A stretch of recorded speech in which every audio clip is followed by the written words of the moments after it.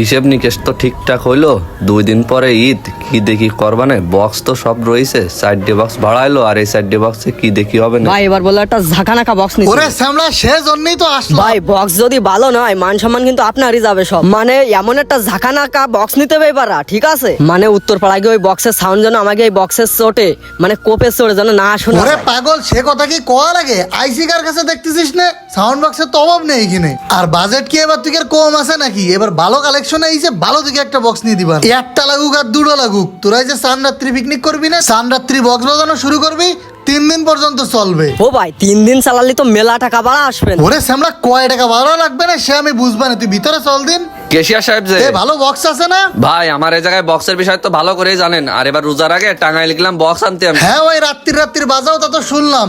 মোটামুটি 1 pair box দিবা, 3 দিন থাকবে। কয়টা টাকা ভাড়া দিতে হবে কম? ভাই 1 পেয়ার লাগে আর 1.5 পেয়ার লাগে, অতি সমস্যা